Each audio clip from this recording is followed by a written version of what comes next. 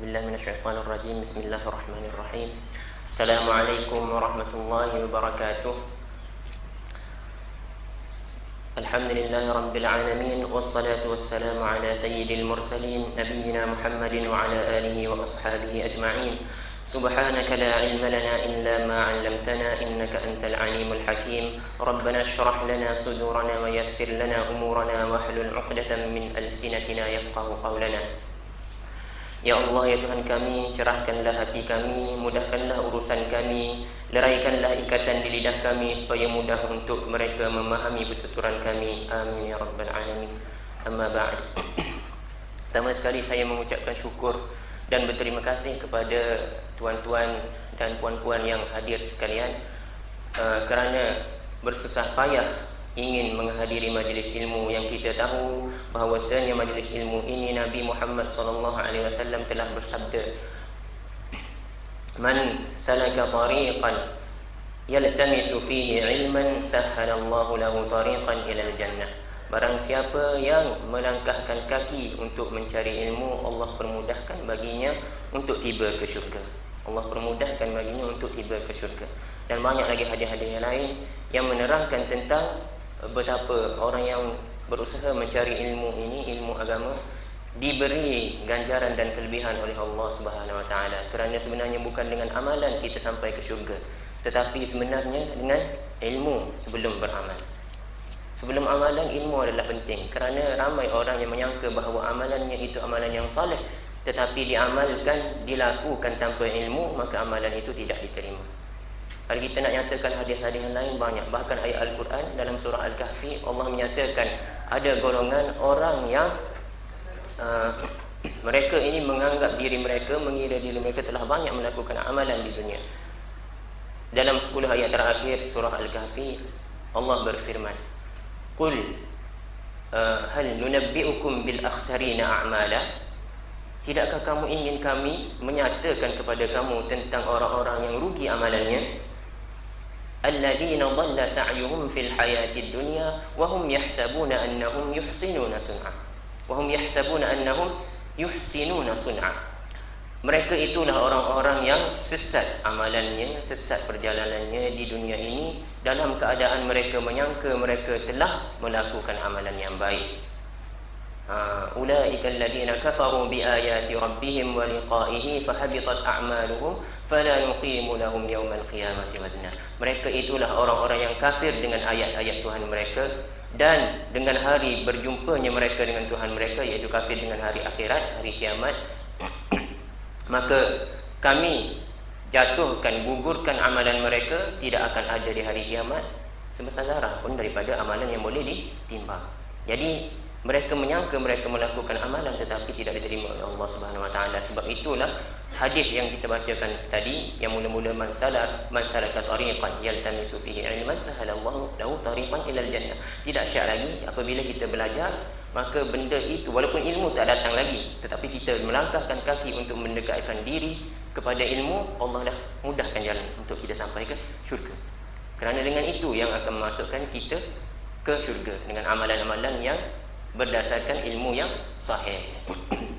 Jadi jazakumullah khairan katsiran. Saya ucapkan terima kasih sekali lagi kepada yang bersusah payah, bertungkus lumus, mengorbankan waktu dan tenaga untuk menjayakan daurah kita ni. Yang pertama kali, yang mana dikelola oleh satu badan yang mana telah diamanahkan oleh seorang pewakaf daripada Kuwait, namanya Khawlah Al-Jassar. Dia ni meninggal dunia dan memberi wasiat kepada orang-orang wakaf ni untuk menyebarkan ilmu dua orang syekh, yang mana kitab-kitabnya itu adalah ilmu-ilmu yang Masya Allah, dia ni syekh yang muktabar. Jadi amanah yang diberi pada saya adalah untuk menyampaikan matan kitab, pelajaran-pelajaran penting untuk seluruh ummah, yang dikarang oleh Syekh Abdul Aziz bin Abdullah bin Baz. Yang mana kitab ini memerlukan syarahan kerana di matan ni maknanya benda yang ringkas yang memerlukan syarahan. Dan saya bawa syarahan daripada Syekh Abdul Razak bin Abdul Muhsin Al-Badr. Kitab ini ditulis oleh dikarang oleh Syekh Abdul Razak merupakan syarahan kepada matan yang sebenar, iaitu karangan Syekh Abdul Aziz bin Baz lah.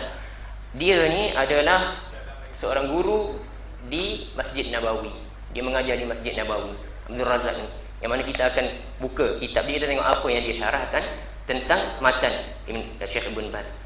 Tujuan Syekh Ibn Baz menulis matan ini adalah untuk dituju kepada kaum awam. Yang mana orang awam ni kadang-kadang kita kata, kenapa kamu tak belajar agama?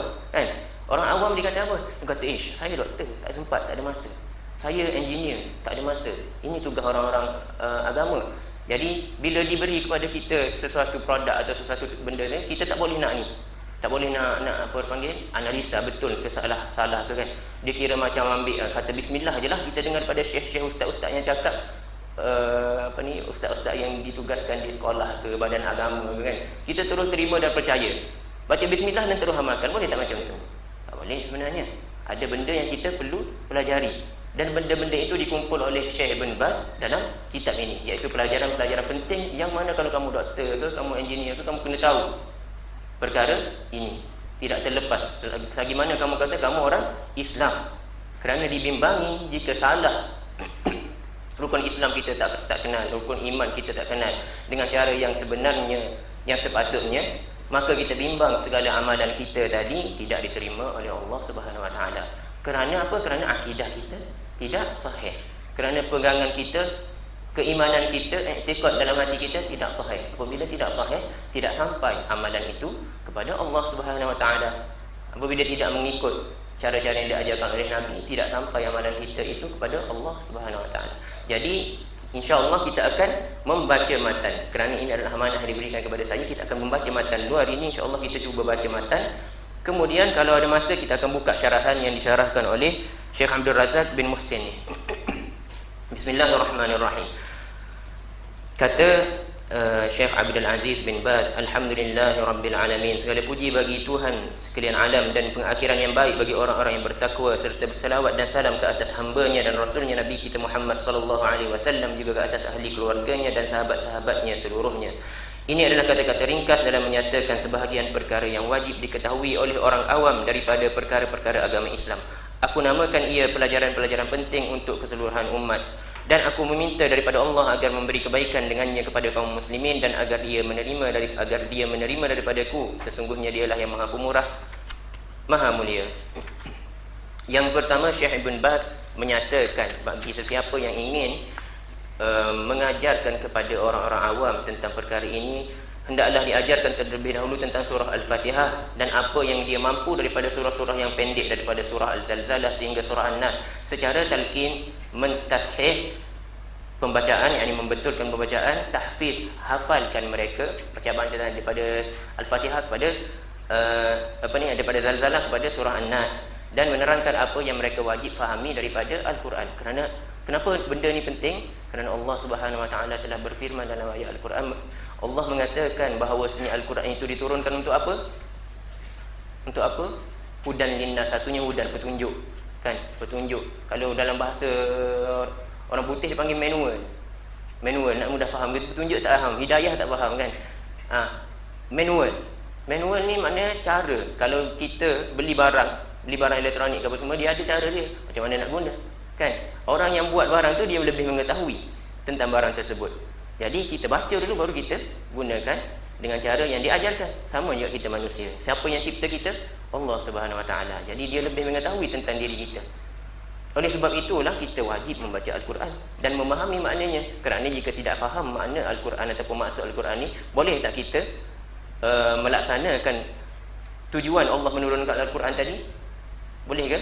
Tak, sebab kita tak faham. Kita buat jampi. Kan, baca sakit apa semua baru nak baca Al-Quran. Masuk kena jin ke apa baru nak baca Al-Quran. Tak.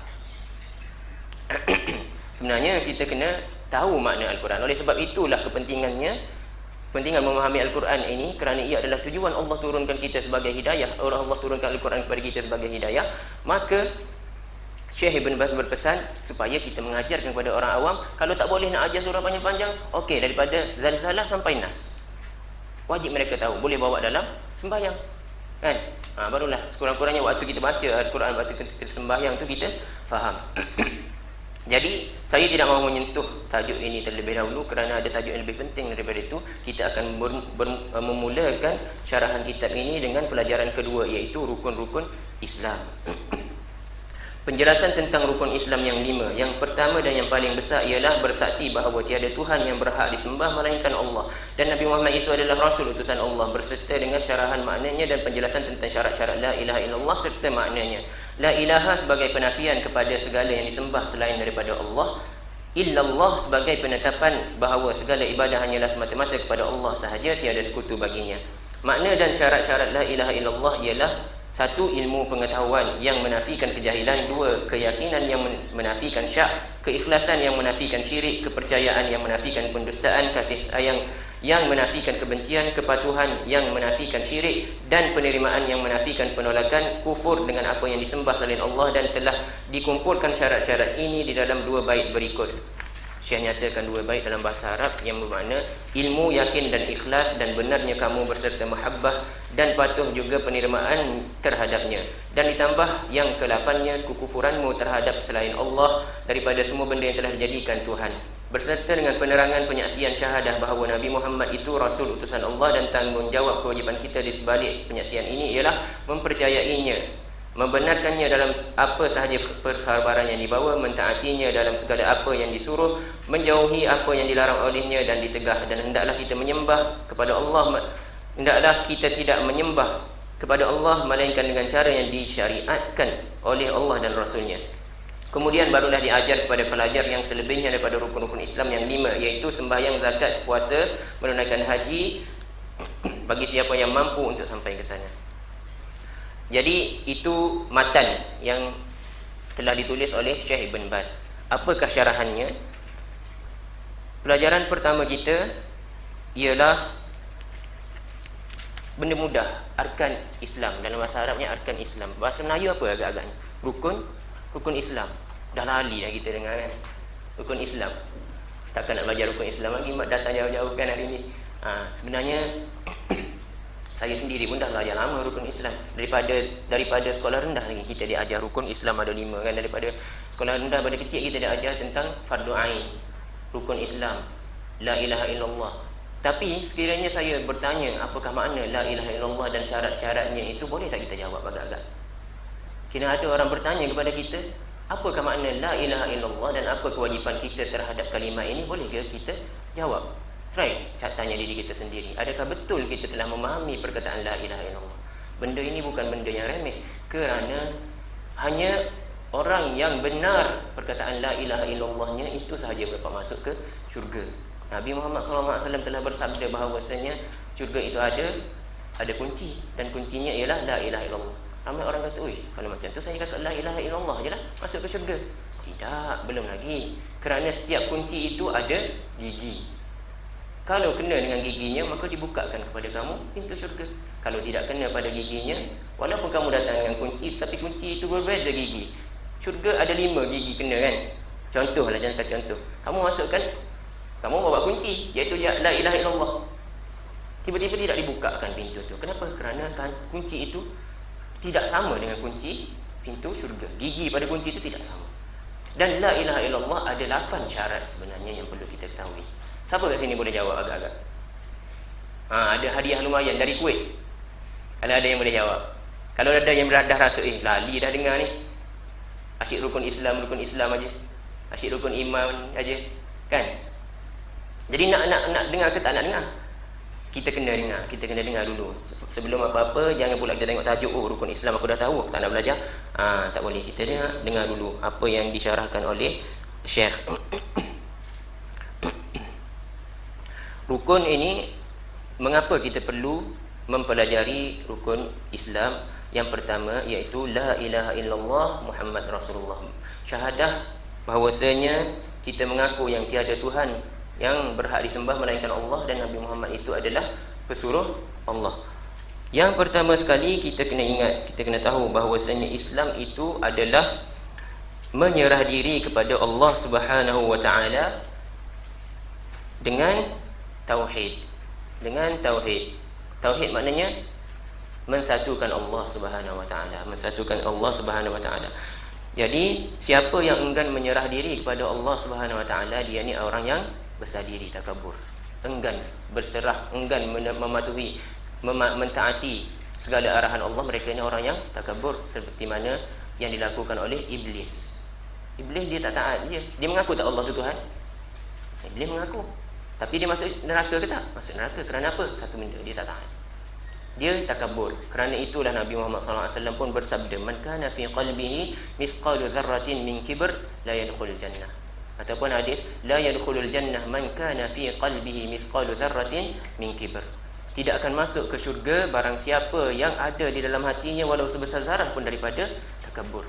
Kerana yang mengeluarkan syaitan daripada syurga apa? Kufur pada Allah, tak mengaku Allah itu Tuhan. Tidak, takabur. Allah suruh, dia tak patuh.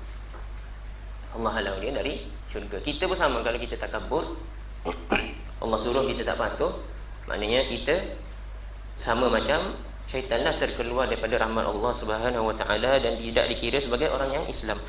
Ataupun kita sudah menyerah diri, patuh dah, mengaku dah Allah itu Tuhan, tapi kita tidak, orang kata kita patuh juga pada orang lain. Kita menyerah diri pula dengan orang lain.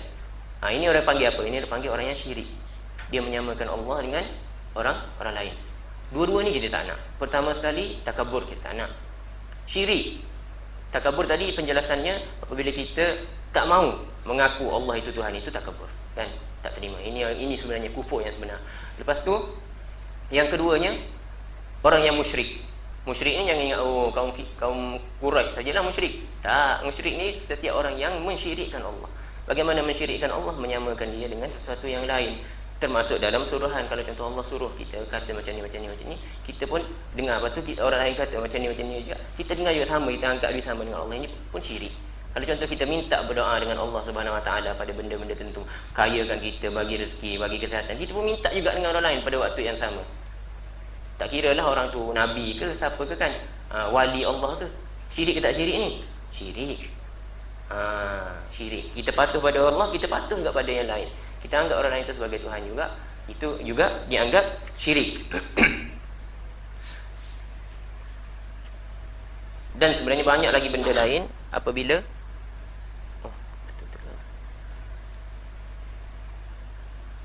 banyak lagi benda lain apabila kita lakukan, kita terkeluar daripada golongan yang mentauhidkan Allah Subhanahu Wa Taala.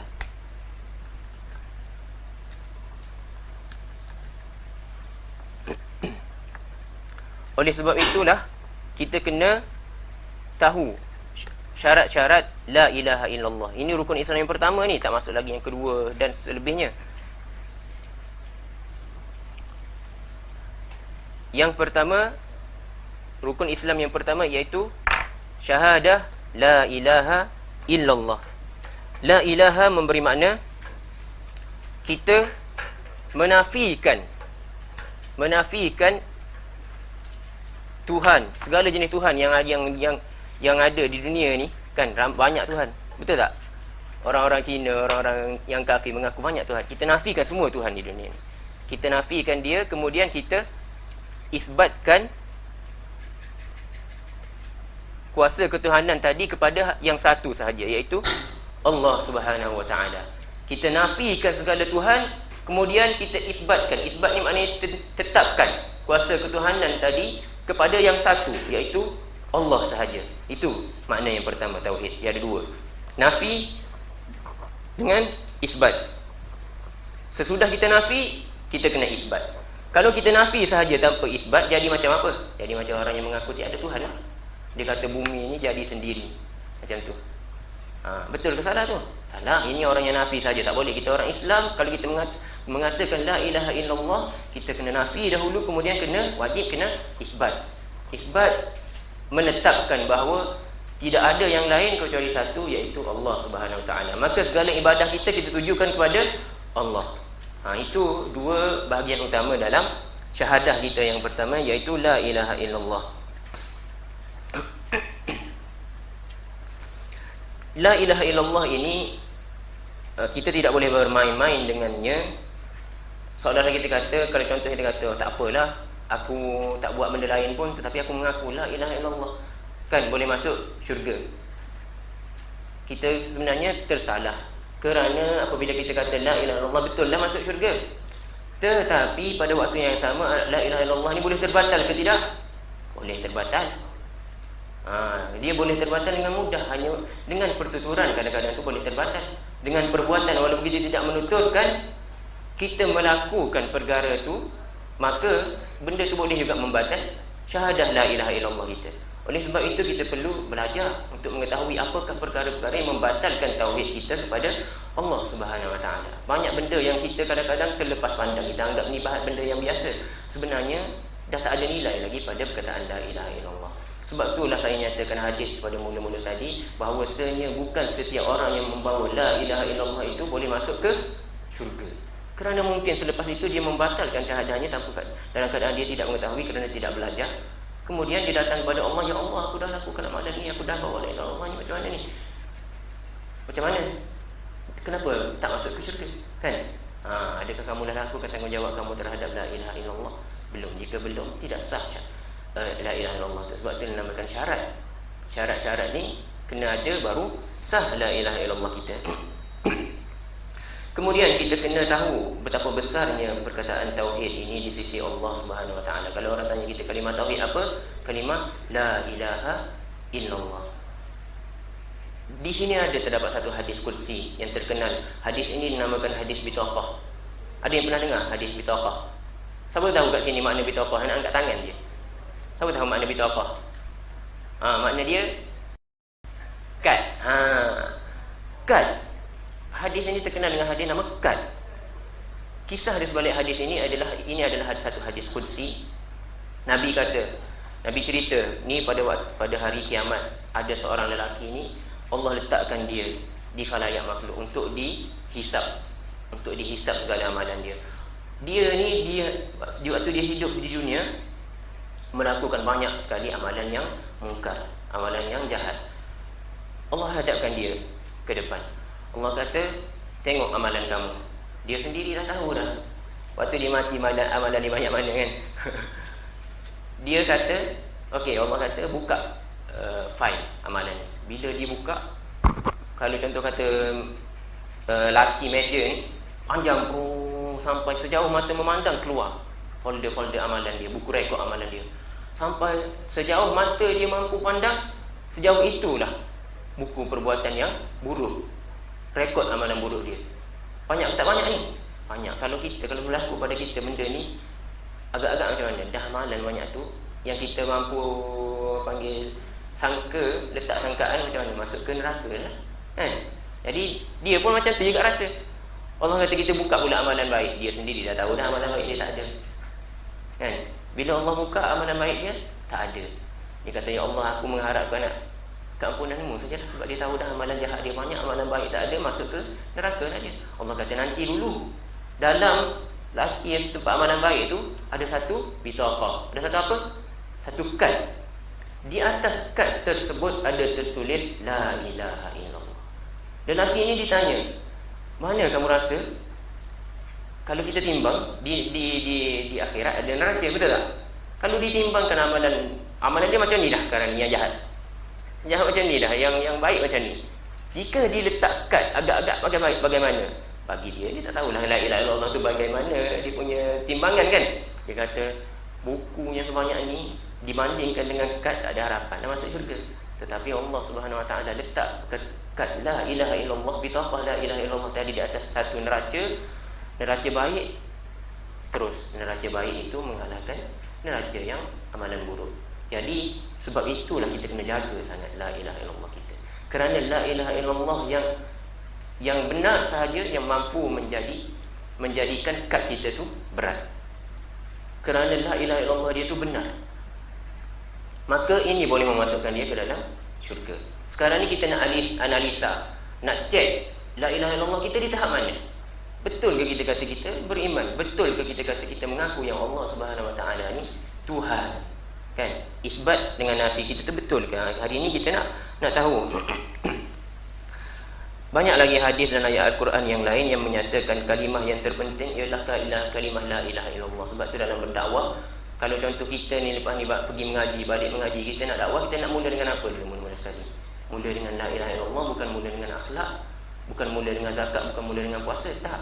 Nabi waktu dia menghantar Muaz bin Jabal ke Yaman, kan? Ke Yaman. Sebab waktu tu dah besar, negara Islam dah besar, futuhat Islamiyah berlaku, pembukaan negara Islam dah besar. Nabi duduk di Madinah saja, dia menghantar sahabat-sahabatnya. Dia bertanya kepada Muaz, apa yang kamu hendak ajarkan? Kamu hendak bersandar kepada apa, kan? Pada Al-Quran, pada sunnah. Kalau tak ada, dia kias, dia ijtihad sendiri.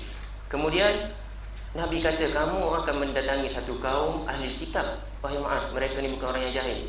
Apa yang kamu patut ajarkan terlebih dahulu? Ajarkan tauhid. Ajarkan yang Allah itu satu. Ajarkan mengucap dulu la ilaha illallah, mengaku syarat-syarat dia bagaimana. Ajarkan akidah. Selepas pada tu barulah kamu ajarkan solat. Ini wasiat siapa kepada Muaz? Wasiat Nabi Muhammad SAW. Sebab tu kita tak boleh, bila kita berdakwah pada melakukan amalan, berakhlak baik, begitu begini, berzikir dan sebagainya. Sedangkan akidah kita tak tekankan. Betul ke salah tu? Tak kena lagi. Kerana mungkin dia beramal, tetapi beramal dengan benda yang salah. Maka diterima kata amalan dia? Tak diterima. Kalau ini buat nanya kat orang lah. Buat nanya kat orang. Yang pertama sekali, arahan Allah Subhanahu Wa Taala kepada nabi-nabi, bukan saja Nabi Muhammad, tetapi kepada nabi-nabinya, ialah katakan kepada kaum kamu bahawasanya tiada Tuhan selain Allah. Ini perkataan yang pertama sekali kaum-kaum nabi terdahulu dengar daripada nabi dia. Bukan kata, buat baiklah kamu, bersedekahlah kepada anak yatim. Tak. Tapi Allah arahkan kepada nabi-nabi dia, termasuk Nabi Muhammad SAW. Pertama sekali berdakwah, katakan kepada mereka, sembah Allah yang satu, tiada Tuhan selainnya. Sembah Allah yang satu, tiada Tuhan selain. Itu yang kita nak. Sekarang ni kita tengok betul ke tak kita ni dah laksanakan perkara tersebut. Jadi rukun Islam yang pertama, iaitu la ilaha illallah, memerlukan syarahan. Apa dia syarat-syaratnya? Kita pergi kepada syarat la ilaha illallah.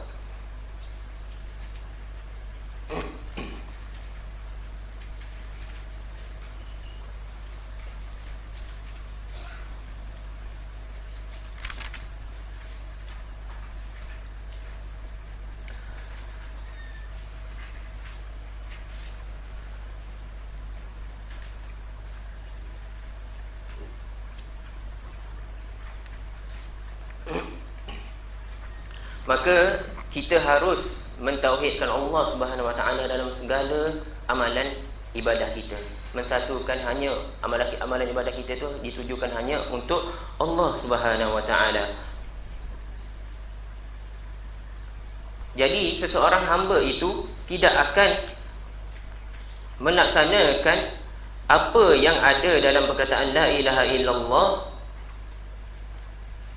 dan dia tidak akan menafikan tiada kewujudan Allah, tiada kewujudan Tuhan lain selain Allah, serta dia tidak akan menisbatkan kewujudan Allah yang satu sekiranya dia tidak melakukan 8 syarat yang akan kita nyatakan ini. Oleh sebab itulah orang yang berkata la ilaha illallah yang sebenar, dia tidak akan berdoa meminta kepada selain Allah. Dia tidak akan minta selain Allah, tidak akan meminta pertolongan selain Allah, tidak akan bertawakal selain kepada Allah, tidak akan meminta pertolongan. Kalau kat sini Syekh kata madad, yang banyak kita dengar sekarang ni, madad ya fulan, madad ya fulan. Betul ke? Salah tu sebenarnya. Kita tidak boleh meminta kecuali selain daripada Allah Subhanahu Wa Taala. Tidak boleh menyembelih selain untuk Allah Subhanahu Wa Taala. Tidak boleh bernazar selain untuk Allah, dan tidak boleh meniatkan ibadah kita selain untuk Allah Subhanahu Wa Taala. Jadi apabila kita dah faham maknanya, kita pergi kepada syarat pula. Syarat yang pertama, mengetahui dengan ilmu yang sebenar, yang mana ilmu itu boleh menangkis kejahilan kita, yang boleh menafikan kejahilan kita.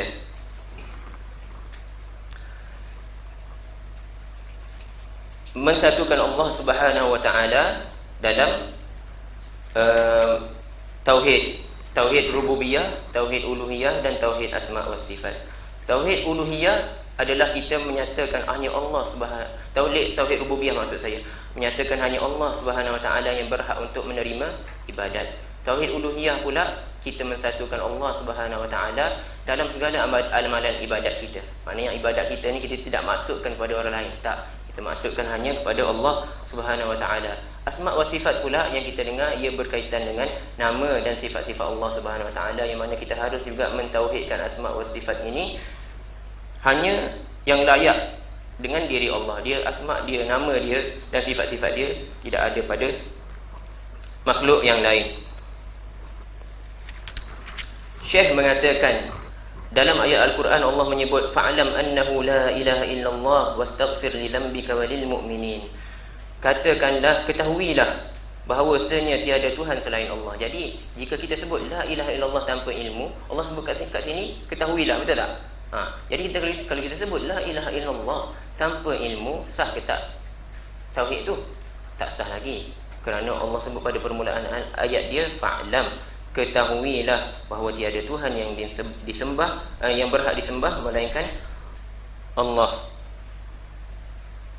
Kemudian Allah kata dalam ayat Al-Quran illa man syahida bil haqqi wa hum ya'lamun. Ayat Al-Quran Allah kata tidak diterima segala amalan tu kecuali orang yang mengaku syahida bil haqq, mengaku dengan kebenaran, wa hum ya'lamun, dalam keadaan mereka mengetahui. Kemudian hadis Nabi Muhammad sallallahu alaihi wasallam, Nabi bersabda, siapa yang mati dalam keadaan dia mengetahui bahawasanya tiada Tuhan yang disembah melainkan Allah, dia berhak masuk ke syurga. Maknanya di dalam hadis ini Nabi tak kata siapa sahaja yang kata la ilaha illallah masuk ke syurga, tak. Tapi Nabi kata siapa yang mengatakan la ilaha illallah dalam keadaan dia mengetahui, maka baru dia masuk ke syurga. Kan? Siapa yang mengatakan la ilaha illallah dalam keadaan mengetahui. Jadi sebab itu kita kena tahu. Kita kena tahu yang makna la ilaha illallah tu. Yang kedua pula, syaratnya ialah yakin. Keyakinan yang menafikan rasa syak. Kalau kita syak, kita kata la ilaha illallah tapi kita syak, ya ke tak, ya ke tak, ke ni Tuhan juga, ke ni Tuhan juga. Boleh tak macam tu? Tak boleh. Kena yakin bahawasanya Allah Subhanahu wa taala itu adalah satu-satunya Tuhan yang berhak disembah, yang memiliki mentadbir bumi ni, mentadbir langit dan bumi, mentadbir seluruh alam. Memiliki alam ini hanya dia satu yang melaksanakan segala perkara pentadbiran tersebut. Kalau kita syak, kita kata mungkin sebab ni kot, sebab ada jin apa semua ni mainkan peranan juga kan. Betul ke salah tu?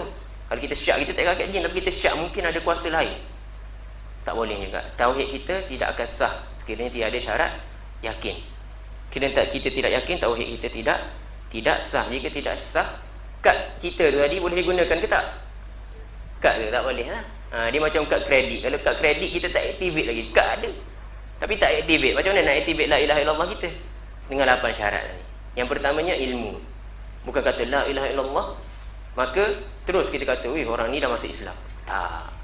Sebab ramai di kalangan kita sekarang ni mengatakan la ilaha illallah tapi dia bercakap dalam benda yang dia tak tahu kan tentang agama. Dia bercakap ke dalam keadaan dia tak perasan yang dia telah menafikan banyak benda yang ada dalam Al-Quran. Sebab tu bahaya kalau kita bercakap dalam benda agama yang kita tak tahu kan.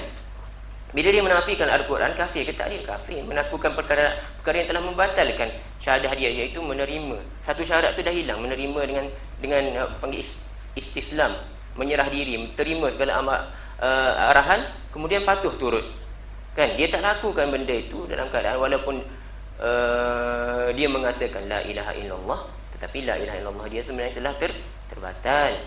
Kenapa saya banyak kali sebut terbatal, syirik dan sebagainya? Kerana benda ni benda yang penting. Allah kata dalam Al-Quran.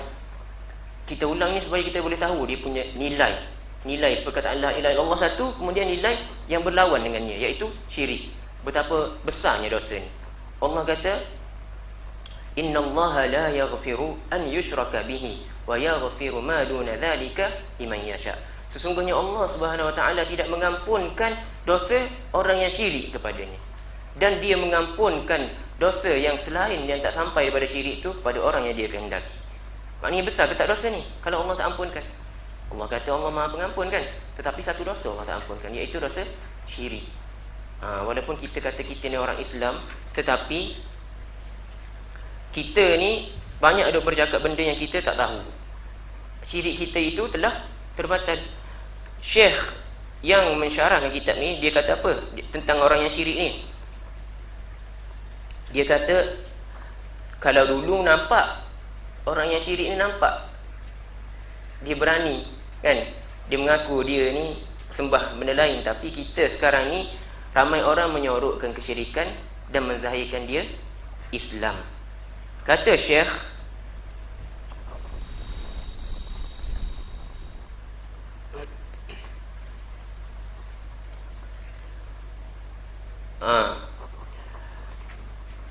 orang apabila Syekh mensyarahkan tentang ibadat-ibadat yang batil, yang mana dilakukan tidak mengikut syariat, satu tidak mengikut syariat, satu dilakukan untuk ditujukan kepada orang-orang tertentu selain Allah Subhanahu Wa Taala. Dia menganggap orang ni mampu memberi kuasa yang sama seperti Allah, mampu untuk menyembuhkan dan sebagainya, kan. Dia pergi meminta daripada orang ni, ibadat-ibadat ni batil. Syekh kata dalam mensyarahkan benda perkara tersebut, Syekh kata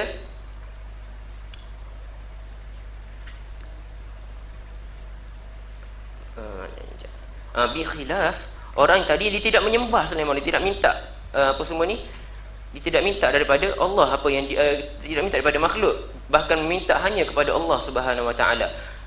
Dia ni tak sama. Orang tadi orang yang betul-betul tauhid, kan. Yang betul-betul tauhid ni tidak sama dengan musyrik pada zaman ini. Syekh kata, macam mana perangai orang musyrik pada zaman ini? Islam yastakbiru an qubuliha nutqan. Dia kata orang-orang musyrik pada zaman ini apabila disuruh bertutur la ilaha illallah, mereka tak besar diri. Maknanya mereka terima. Apabila suruh kamu mengaku tak Allah itu Tuhan? Ya, dia mengaku. Dia kata lagi la asyhadu an la ilaha illallah. Tetapi bahkan dia kata banyak kali, dia boleh ulang banyak kali kalau kita suruh. Dia tidak besar diri untuk mengatakan la ilaha illallah. Maknanya tiada Tuhan selain Allah, dia mengaku. Sama kita sekarang ni sama, kita mengaku, betul tak? Kita tak besar diri, kita mengaku yang Allah itu Tuhan. Bahkan banyak kali pun kita boleh cakap. Tetapi mereka lakinnahum naqaduha bimaqalihim wa fi'alihim. Dia kata, Syekh kata, tetapi mereka ni dalam keadaan mereka mengatakan la ilaha illallah pun, mereka membatalkan perkataan la ilaha illallah itu dengan pertuturan dan perbuatan mereka. Sama ada mereka sedari ataupun tidak. Maknanya la ilaha illallah ni boleh terbatal ke tak? Boleh terbatal. Maknanya dengan la ilaha illallah pun kita bukan Islam lagi. Dengan mengaku Allah Subhanahu Wa Taala tu Tuhan, bukan Islam lagi. Contoh kaum musyrikin pada zaman Nabi Muhammad SAW, mereka mengaku tak Allah itu Tuhan? Mereka mengaku. Dalam Al-Quran banyak kali Allah sebut.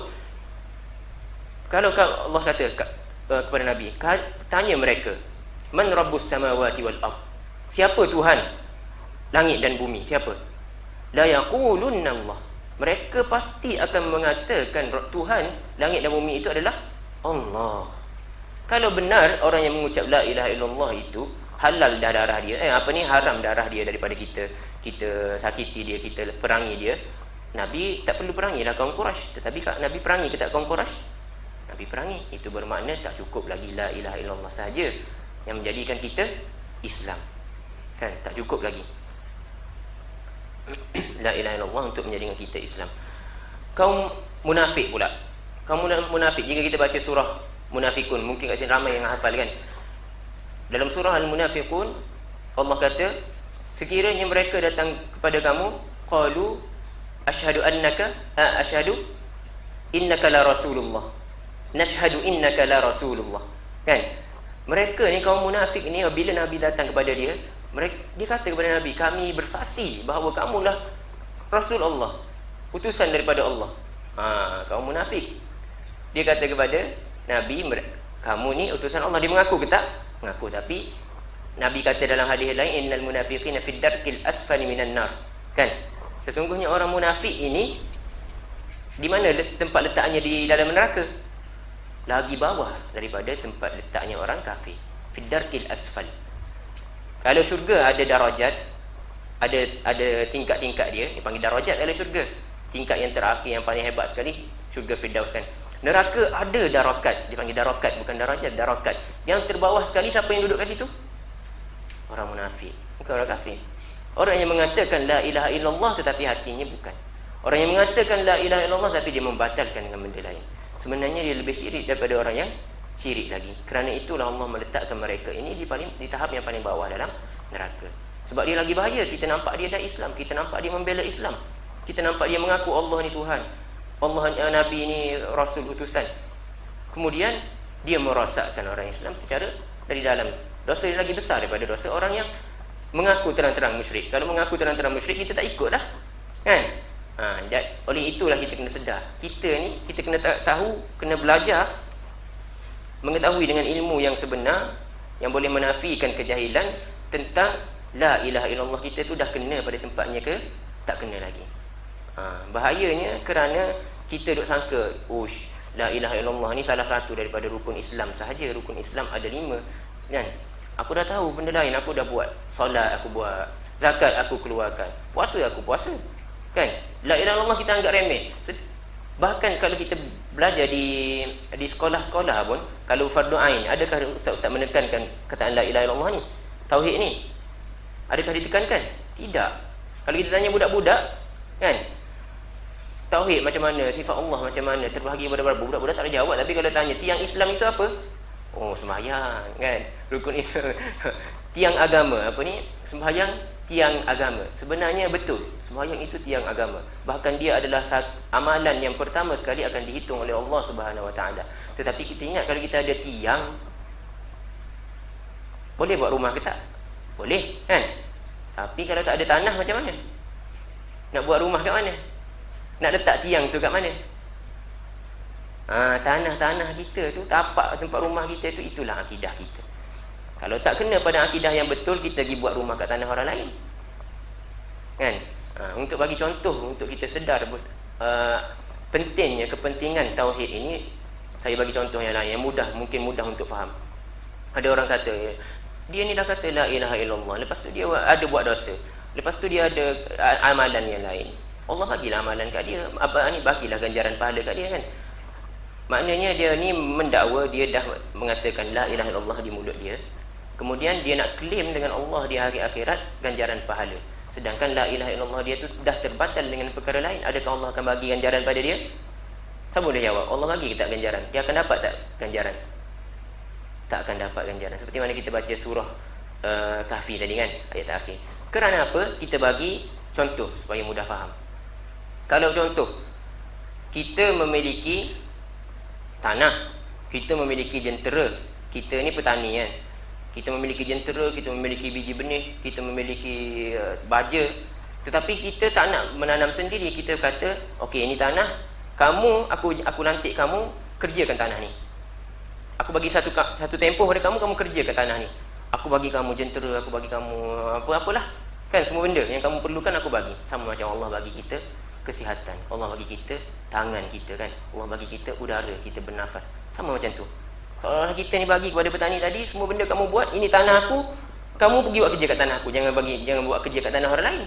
Buat kerja kat tanah aku dengan biji-bijian yang aku bagi pada kamu, tumbuhkan dia. Satu masa kamu ambil hasil, kamu datang kepada aku akan bagi gaji kamu.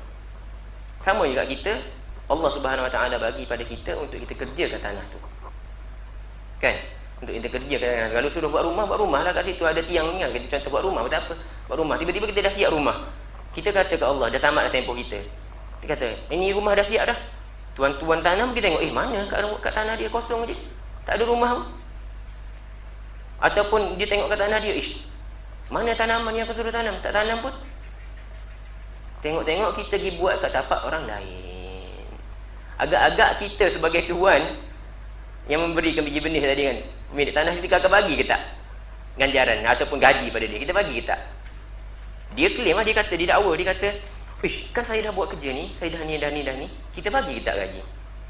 Kita tak bagilah. Sama juga Allah Subhanahu Wa Taala, dia tak akan bagi kerana orang tu buat bukan kerana dia. Orang tu buat bukan mengikut syariat yang dia suruh. Walaupun dia kata la ilaha illallah, walaupun rumah tu dah buat. Jelas dekat situ, kan? Jelas, alhamdulillah.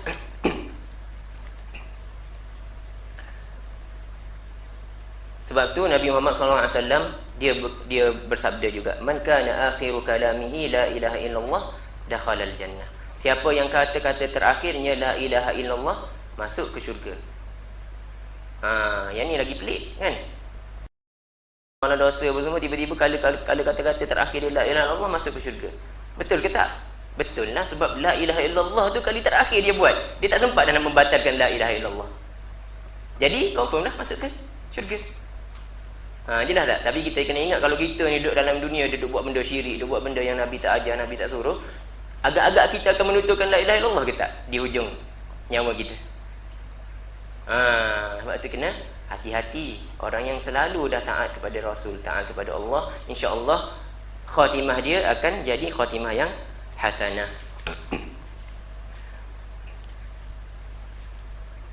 Kita kena ingat tu je, kalau kita minta daripada siapa pun, kita jangan minta kecuali kepada Allah. Kerana ini yang diajarkan oleh Nabi Muhammad sallallahu alaihi wasallam. Jangan pula kalau kita mengajar, kita kata mintalah daripada kubur si fulan ini, mintalah daripada makam si fulan ini kerana dia ni wali, gitu gini kan. Tak. Kita tengok pada Nabi Muhammad sallallahu alaihi wasallam bagaimana dia mendidik Ibnu Abbas.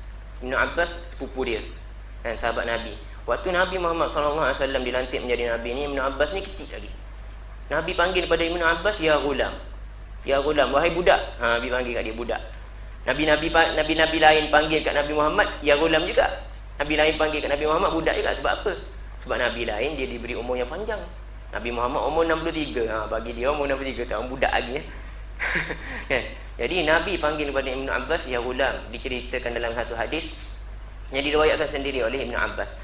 Nabi Muhammad SAW pada satu hari menunggang unta dan aku berada di belakangnya. Naik unta dengan Ibnu Abbas. Ibnu Abbas kat belakang. Nabi kata, ya ghulam, wahai budak, inni u'allimuka kalimat. Sesungguhnya aku nak mengajarkan kepada kamu beberapa kalimat. Kan? U'budullah, i'budullah,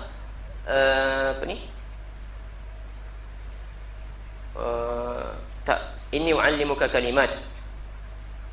Allahumma salli ala Muhammad. Yang depan tu terlupa. Tadi mula-mula ingat. Lepas tu lupa. Allahumma salli ala Muhammad. InsyaAllah kalau datang kita boleh sambung lagi. Tapi inni u'allimuka kalimat. Aku ingin mengajarkan kepada kamu beberapa perkataan ni, beberapa nasihat-nasihat kan.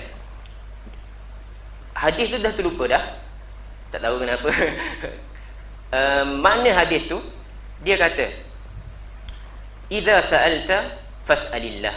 Dia kata, wahai Ibn Abbas, wahai sepupuku, wahai budak, kalau kamu bertanyakan sesuatu, kamu ingin minta sesuatu, mintalah daripada Allah. Wa iza sta'anta fasta'in billah.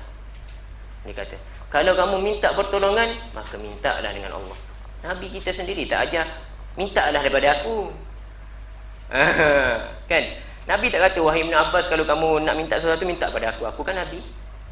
Wahai Ibn Abbas, kalau kamu perlukan sesuatu pertolongan, mintalah tolong daripada aku. Kan aku Nabi, aku berdoa daripada Allah. Tak. Yang Nabi ajar kepada Ibn Abbas apa? Kalau kamu perlukan sesuatu, walaupun aku Nabi, kepada siapa kamu tujukan? Allah. Iza sa'alta fas'alillah, wa iza sta'anta fasta'in billah. Sekiranya kamu ingin minta pertolongan, mintalah pertolongan daripada Allah. Kan? Lepas tu makna hadisnya, wa'alam, sekiranya ketahuilah wahai Ibn Abbas, sekiranya seluruh umat makhluk ini berpakat untuk memberi mudarat kepada kamu, mereka tidak akan dapat memberi mudarat kepada kamu kecuali apa yang telah Allah tuliskan akan memudaratkan kamu. Sekiranya satu umat ini berpakat untuk memberi manfaat kepada kamu, mereka tidak akan dapat memberi manfaat kepada kamu kecuali dengan apa yang telah Allah tuliskan akan memberi manfaat kepada kamu. Nabi berkata lagi, rufi'al qalam wa jaffatis suhuf. Qalam, tempat luh mahfuz ditulis kan, telah diangkat dah. Allah dah tulis dah dalam luh mahfuz. Qada telah ditetapkan dah. Wa jaffatis suhuf, dah kering dah pun. Maknanya segala ketentuan Allah itu akan berlaku. Allah dah tahu mana pilihan kita, Allah bagi kita pilih.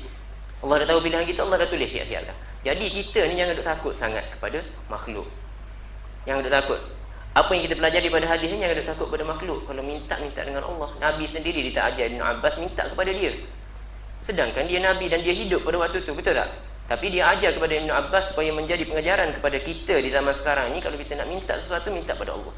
Lepas tu jangan takut kepada orang lain, kerana Allah, Nabi sendiri kata dah, kalau mereka ni berpakat, bukan 2-3 orang, kalau berpakat semua yang ada di dunia ni untuk mudarat kamu, tidak akan dapat memberi mudarat kecuali kalau Allah izinkan. Sebab tu kita tak boleh takut sangat pada rezeki kita, kan? Kalau kita nak menyampaikan sunnah Nabi, orang marah, tak kisahlah. Orang nak marah nak apa kan, tak kisah, kerana kita tahu yang menyelamatkan kita siapa? Allah, kan? Kita kena sampaikan juga, kita sampaikan walaupun orang tak suka dengar, sampaikan, kan? Tak payah takut, kerana Allah yang mengizinkan sesuatu perkara itu berlaku ataupun tidak. Kita minta kepada Allah supaya selamatkan. Jelas kan? Ini akidah kita sebenarnya. Akidah kita nak mengaji la ilaha illallah, kita kena tahu akidah kita. Bagaimana akidah yang sebenar? Kalau kita minta, kita tak minta kepada orang lain, walaupun orang itu Nabi sekalipun. Kalau wali, apatah lagi lah. Kalau Nabi pun dia tak ajak Ibn Abbas untuk minta daripada dia. Kalau wali dan orang lain, lagilah tidak layak, betul tak? Kalau orang yang hidup pun tidak layak lagi untuk diminta daripadanya pertolongan, kecuali apa yang dia mampu lah, apa yang dia mampu buat, kita mintalah tolong. Tayar kereta panci, minta tolong, tu tak ada masalah, kan? Tapi benda-benda yang lain, tolonglah beri zuriat kepada saya, doa untuk beri zuriat dan sebagainya, tak kena dengan akidah kita. Bila kita lakukan tu syirik, kita tak sangka syirik, ia membatalkan syahadah, syirik yang membatalkan syahadah. Jadi di sini kita ingin menyebut tentang perkataan ataupun kata-kata Al-Hasan Al-Basri yang berkaitan dengan la ilaha illallah. Dia kata apa? Dia kata, sesungguhnya telah dicakapkan ataupun diberitahu kepada aku, ada segolongan manusia mereka mengatakan siapa kata la ilaha illallah masuk ke syurga. Ada orang tanya pada Imam Al-Basri, Al-Hasan Al-Basri. Dia jawab apa? Dia jawab, siapa yang mengatakan la ilaha illallah kemudian menunaikan hak-haknya dan kefarduannya, maka masuklah dia ke syurga. Masalahnya kita sekarang ni kata la ilaha illallah, tetapi dah lakukan, dah laksana ke tak kewajipan la ilaha illallah? Bagaimana kita boleh kata kita dah laksanakan kewajipan la ilaha illallah kalau kita tak tahu pun kewajipan itu? Betul tak? Yang pertama sekali kita dah tahu dah ilmu yang boleh menafikan kejahilan bahawa Allah itu wujud dan Allah itu satu. Allah itu satu dan dialah Tuhan yang mentadbir sekalian alam ini, dan hanya dialah sahaja yang kita boleh tujukan amalan kita. Okey, yang nombor 2 pula. Nombor 2, syurut la ilaha illallah ialah yakin. Kita kena yakin. Macam kita cakap tadi, tak boleh ada rasa syak, kerana Allah Subhanahu wa taala berfirman dalam Al-Quran, innamal mu'minuna allazina amanu billahi wa rasulihi thumma lam yartabu. Dia kata sesungguhnya orang-orang yang beriman itu, dia beriman kepada Allah, percaya kepada Allah dan kepada Rasulnya dalam keadaan kemudian mereka tidak yartabu. Yartabun tidak syak, mereka tidak syak, kan? Wabil akhirati hum yuqinun. Dalam surah Al-Baqarah, kan? Semua dah baca mula-mula sekali. Allah menceritakan orang-orang yang, tentang orang-orang yang beriman. Wabil akhirati hum yuqinun, mereka yakin. Yuqinun maknanya yakin dengan hari akhirat. Yakin. Dalam la ilaha illallah kena ada yakin. Pertama sekali ilmu, kemudian yakin. Kita kena yakin, tak boleh syak. Kalau kita rasa syak, tak kena lagi syarat yakin tu tadi. Bila tak kena, batallah syahadah kita. Yang ketiga pula, okay, kita baca lagi tentang hadis. Sebab ada hadis, sayang kalau kita tak baca. Hadis Nabi Muhammad SAW kata, man laqita min wara'i hadzal ha'id yashhadu an la ilaha illallah mustayqinan biha qalbuhu fabashshirhu bil jannah. Nabi kata kepada sahabat dia, wahai sahabatku, barang siapa yang kamu lihat daripada sebalik dinding ini yang mengatakan dia beriman kepada Allah, tiada Tuhan selain Allah, dengan cara hatinya itu yakin, maka berilah kabar gembira kepadanya dengan syurga. Ini arahan Nabi kepada para sahabat. Maknanya kena kata la ilaha illallah, syarat dia kena ikat apa? Ya, yakin. Satu tadi ilmu, kita ambil daripada Al-Quran kan. Sebab ada orang tanya, ustaz, kamu mengajar ni, kamu kata la ilaha illallah ni ada syarat. Dari mana ada syarat ni? Dari mana kamu dapat ilmu yang mengatakan la ilaha illallah ni kena ada syarat dulu baru sah? Kan? Yang tadi kita baca ni, daripada situlah sumber kita dapati syarat-syarat.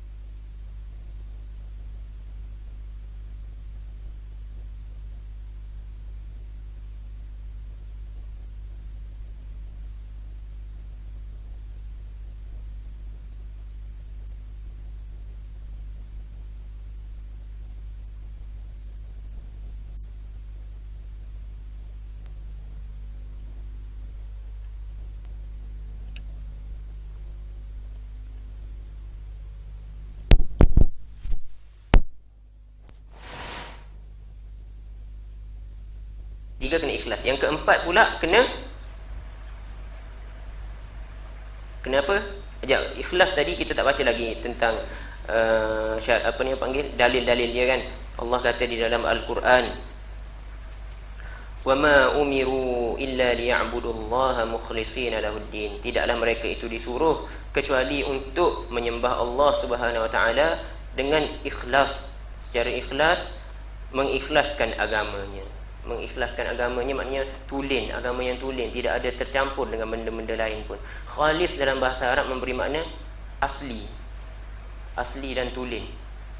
Jadi Allah kata agama Islam itu perlu tulen, tanpa ada sebarang tauhid, barulah Allah terima. Ala lillahi dinul khalis. Ketahuilah yang hanya di sisi Allah itu agama yang tulen, tanpa ada sebarang syirik.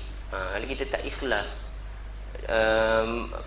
mengatakan la ilaha illallah, dalam hati kita ada benda lain lagi, maknanya tidak sahih lah perkataan la ilaha illallah itu. Lepas tu ni satu benda lagi yang cantik di sini dinyatakan hadis Nabi Muhammad SAW. Mungkin kita tak pernah dengar. Kita banyak kali diceritakan bahawasanya orang yang banyak berselawat ni mendapat syafaat daripada Nabi Muhammad SAW. Betul tak? Kan? Memang Nabi Muhammad SAW dia terikat dengan selawat kita. Kalau kita bercakap pasal selawat, tak ada orang lain dah. Kita bercakap tentang Nabi kan. Kalau kita cakap tentang Nabi, tak dapat lari dah, mesti bercakap tentang selawat. Dan kita kena ingat, sebenarnya bukan orang yang paling banyak berselawat itu paling bahagia di akhirat. Tidak. Bukan saya cakap, Nabi Muhammad SAW sendiri cakap. Tetapi hadis yang tidak disebar. Kita baca hadis ni. Hadis yang sahih, yang mana daripada Nabi Muhammad SAW, bahawasanya dia telah bersabda, as'adun nasi bi syafa'ati yaumal qiyamah man qala la ilaha illallah khalisan min qalbi. Agak-agak siapa? Kalau yang boleh faham bahasa Arab tu tak aci, sebab dia dah faham dah hadis tadi kan. Agak-agak siapa yang paling bahagia di hari akhirat ini? Nabi kata as'adun nasi bi syafa'ati. Orang yang paling bahagia dengan syafaatku di hari kiamat ialah orang yang mengatakan la ilaha illallah secara ikhlas daripada hatinya. Dia kata la ilaha illallah ikhlas dari hati. Mereka itulah yang akan mendapat syafaat daripada Nabi Muhammad SAW. Bukan orang paling banyak berselawat. Dia banyak berselawat tetapi akidahnya salah. Dapat ke tak dia syafaat? Tak dapat. Walaupun dia banyak berselawat, akidahnya salah, tidak benar. Jadi mereka ini amalannya tidak diterima walaupun dia banyak beramal. Dalam surah Tabarakalladzi, semua orang bacakan surah Al-Mulk. Betul tak? Pada permulaan ayat dia, kalau mesti dah hafal kan surah Al-Mulk ni. Apa Allah kata kat situ? Liyabluwahum ayyuhum ahsanu amala. Allah buat, dia kata khalaqal mauta wal hayata kan. Allah cipta kehidupan, Allah cipta mati, liyabluwahum, untuk Allah menilai, menguji mereka ini, barang siapa daripada mereka, yang mana satu daripada mereka ni ahsanu amala.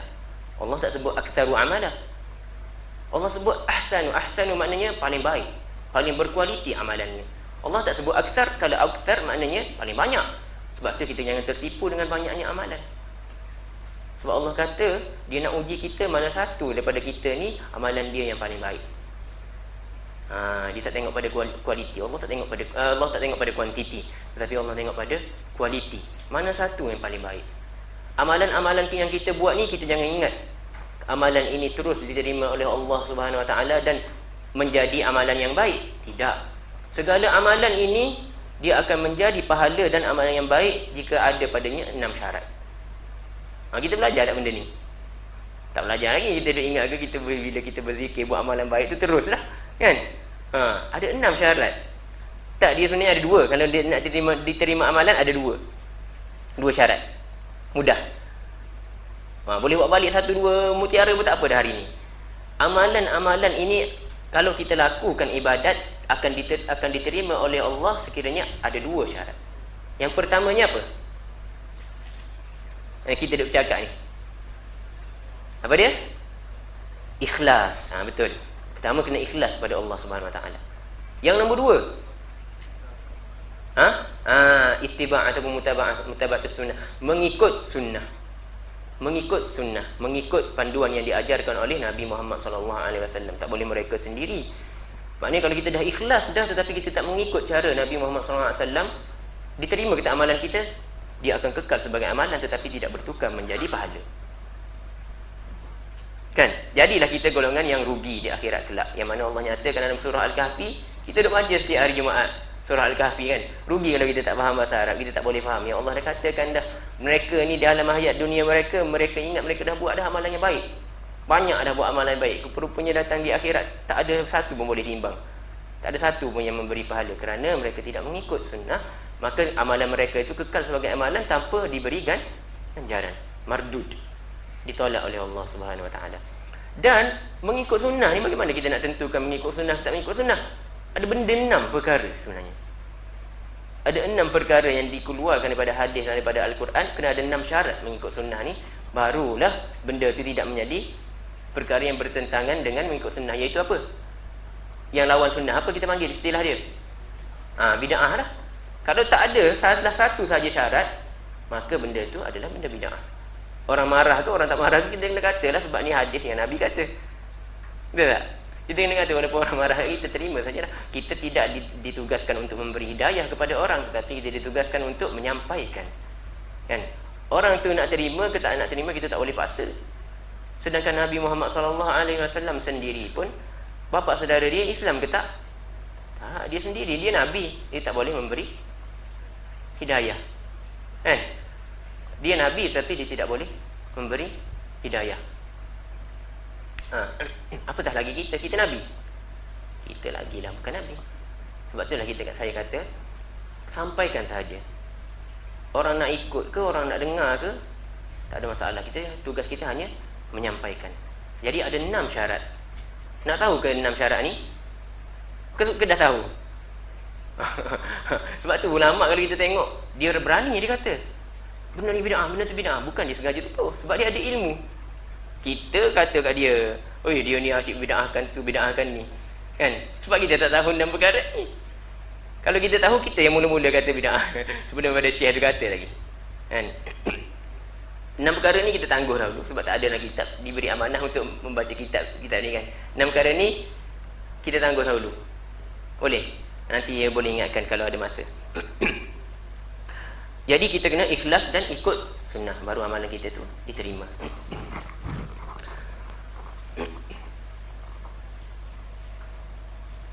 Ikhlas ni tempatnya di mana? Di hati. Tak boleh kita cerita ke orang kita ikhlas ke tak ikhlas ke. Kita sendiri boleh analisa ikhlas kita itu pada hati kita sendiri. Sekarang kita sampai ke syarat yang keempat. Syarat la ilaha illallah kita yang keempat, iaitu kita kena ada tulis dalam ni kan, muka surat ke berapa ada tulis dalam ni, syarat la ilaha illallah. Muka surat kedua. Okey, muka surat kedua kita tengok. Yang keempatnya apa? Kepercayaan yang menafikan pendustaan. Maknanya kita kena percaya, betul-betul percaya. Tak boleh kita kata salah benda ni, khabar yang datang daripada Nabi ni salah. Kalau contoh hadis ni hadis sahih, kita pergi kata bukan hadis ni, aku tak nak beramal dengan ni. Boleh ke tak macam tu? Tak boleh lah. Sebab kita kena percaya kepada Nabi Muhammad SAW dalam segala apa yang dia sampaikan, dalam segala perkhabaran yang dia bawa. Itu baru betul la ilaha illallah kita tu. Dalam apa perkhabaran Allah Subhanahu Wa Taala dalam Al-Quran, kita kena kata ya. Kalau Allah kata benda ni baik untuk kita, baiklah untuk kita. Walaupun kita tak nampak lagi, walaupun kita nampak benda tu tak elok, kan? Kalau Allah kata benda ni tak elok bagi kita, maka tak eloklah bagi kita. Walaupun kita tak nampak lagi, kita terus kena terima. Inilah dinamakan sidq. Sebab tu Abu Bakar, apa gelaran dia? As-Siddiq. Kerana dia ni walaupun tak nampak lagi, benda tu datang daripada Nabi, terus dia kata ya betul. Datang dalam Al-Quran, terus dia kata ya betul. Macam tu lah kita kena buat, barulah syahadah kita ni benar. Ini syarat yang keempat. Ini makna sidq. Kita baca ayat Al-Quran dalam surah Al-Munafiqun. Allah telah bersabda, "Idza ja'akal munafiqun qalu nashhadu innaka la rasulullah." Sekiranya apabila datang kepada kamu kaum munafik, mereka kata apa? Mereka kata, wahai Rasulullah, kami beriman, kami percaya dan kami bersaksi bahawa kamulah dia sebenar-benarnya Rasul Allah. Dia kata sebenarnya benar lagi sebab la rasul, la ni huruf la ni takkid lah kalau dalam bahasa Arab. Benarlah kamu ini sebenarnya ni Rasulullah, Rasul utusan Allah. Wallahu ya'lamu innaka la rasuluh. Wallahu yashhadu innal munafiqina lakadzibun.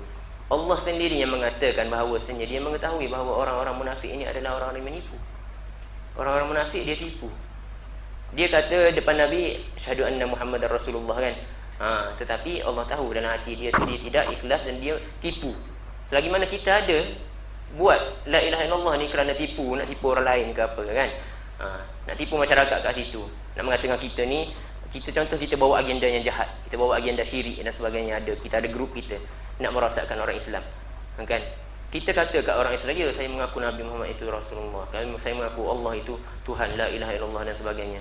Kemudian di sisi Allah, Allah tahu ke tak? Allah tahu. Kalau ada kita menipu untuk meraih orang panggil pandangan, untuk meraih perhatian orang lain, diterima ke tak syahadah kita tu walaupun kita kata tak diterima? Kerana kita menipu dalam menuturkan syahadah tersebut. Tak sama dengan hati. Mulut kita kata lain, mulut kita kata mengaku Allah itu Tuhan, Nabi itu Rasul Allah kan. Tetapi perbuatan kita buat lain. Kadang-kadang kita tak perlu tutur pun, kita buat lain. Kita kata Nabi Muhammad SAW itu Nabi. Kemudian kita dengar hadis dia, kita tolak. Mengaku ke tak mengaku tu? Kata mengaku dia Nabi, dengar hadis yang sahih tolak. Boleh tak macam tu? Tak boleh lah, tak sah lah syahadah kita. Kita mengaku yang Allah itu Tuhan apabila kita baca ayat Al-Quran. Kalau kita tengok raja di dunia ni, kawasan dia ada apa? Ada pagar, mesti dia buat pagar kan? Kawasan dia mesti dipagar, istana dia, orang lain tak boleh masuk. Itulah asal perkataan had. Had ni maknanya sempadan Allah. Allah kata dia raja, dan setiap raja itu ada had, ada pagarnya. Maka jangan dekati had, pagar itu, sempadan itu.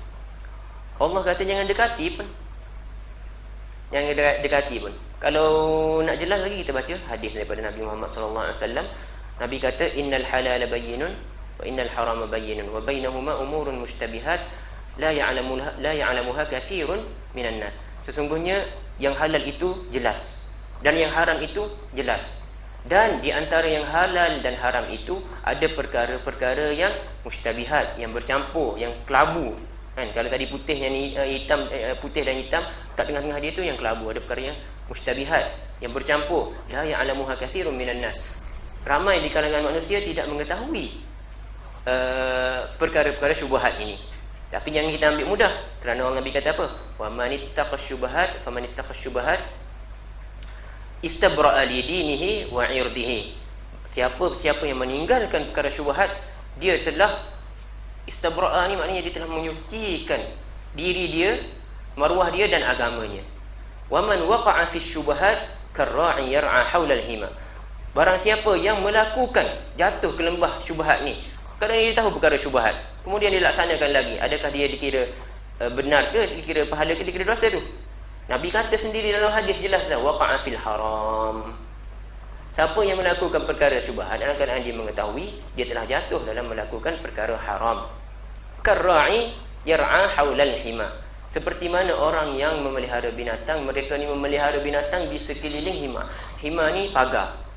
Dia bela kambing ke biri-biri ke di sekeliling pagar, bukan dalam pagar. Kalau pagar tu ialah pagar orang lain, confirm dah haram kan. Tetapi ni di luar pagar, dia bela kat situ. Kambing dia tahu ke ni pagar orang, tak boleh makan rumput kat situ? Tak tahu. Jadi Nabi bagi perumpamaan bahawa orang yang melakukan perkara syubhah ini, dia seolah-olah melakukan perkara haram kerana seolah-olah dia ni memelihara di kawasan tanah orang ni, tepi-tepi tanah orang. Yar'a haulal hima yushaku an yarta'a fi. Dikhawatiri kambing tadi tu, binatang tadi makan daripada tanaman orang lain. Ala wa inna likulli malikin hima. Ini hadis. Nabi kata, ketahuilah bahawasanya setiap raja itu memiliki tanah dia. Likulli malikin hima, memiliki tanah. Ala wa inna himallahi fil ardi maharimu. Ketahuilah bahawasanya pagar Allah di muka bumi ini adalah apa? Benda-benda yang diharamkan. Yang kat dalam tu benda-benda yang Allah haramkan. Himallahi fil ardi maharimu. Lepas tu Nabi kata lagi, wa inna fil jasadi mudghah idza saluhat saluhal jasadu kulluh wa idza fasadat fasadal jasadu kulluh ala wahyal qalb. Dan di hati manusia, di jasad manusia ni ada satu mudghah, ketulan darah. Sekiranya betul benar bersih ketulan darah itu, maka badan dia pun bersih. Amalan dia salahal jasadu kullu. Satu badan ni jadi baik. Kalau ketulan darah tadi tak elok, satu badan jadi tak elok. Apa dia? Ketulan darah tu ala wahyal qalb. Nabi kata itulah hati. Sebab tu kita kena jaga hati. Nabi cakap jaga hati di hujung hadis. Permulaan hadis Nabi cakap daripada jaga amalan kita daripada syubhat. Maknanya kalau kita melakukan syubhat, hati kita yang orang panggil terkesan dengan melakukan perkara syubhat tadi. Betullah kita jelaslah perkara syubhat kita kena tinggal. Perkara syubhat kita kena tinggal. Dan kita kena sayangi orang yang melaksanakan perintah Allah Subhanahu wa taala dan meninggalkan segala larangannya, termasuklah syubhat. Kalau orang Islam sahaja, kemudian dia tidak melakukan apa yang Allah suruh dan dia melanggar apa yang Allah larang, patut ke kita bagi kasih sayang kepada dia?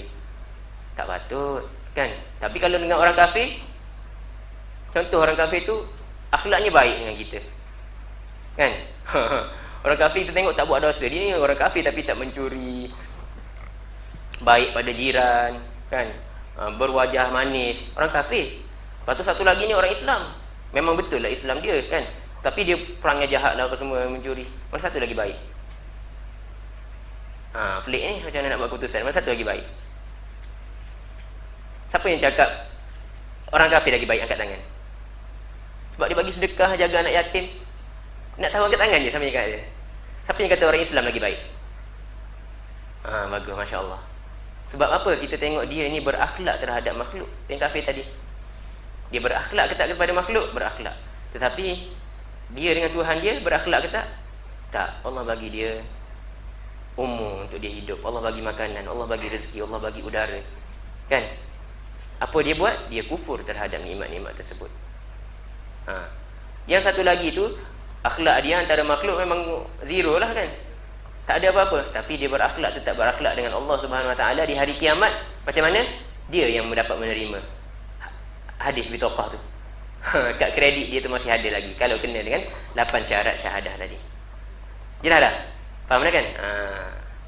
Sebab itulah banyak isu kita terima orang bertanya. Ada orang kafir, ada orang Islam, mana satu kita nak pilih? Contoh, kan? Jelas dalam ayat Al-Quran, tak payah kita fikir. Dia ni, kalau tadi saya bagi contoh macam tu supaya mudah kita nak hadam, kan? Dia tidak boleh berakhlak dengan Allah Subhanahu wa taala. Tapi kalau orang baca Quran, jelas faham dah. Allah kata dah, jangan ambil daripada golongan orang-orang yang kafir ini sebagai wali penjaga kita. Sesungguhnya perkara tersebut itu sendiri adalah kekufuran dah sebenarnya. Jadi orang kafir walaupun dia baik, kita boleh sayang pada dia ke tak? Tak boleh sama dengan kasih sayang kita kepada orang yang mengaku Allah itu Tuhan dengan orang Islam. Jelas kan kat situ. Tapi kita kena ingat, Islam dia tadi itu Islam yang betul-betul buatlah apa yang Allah suruh, tinggalkan apa yang Allah larang.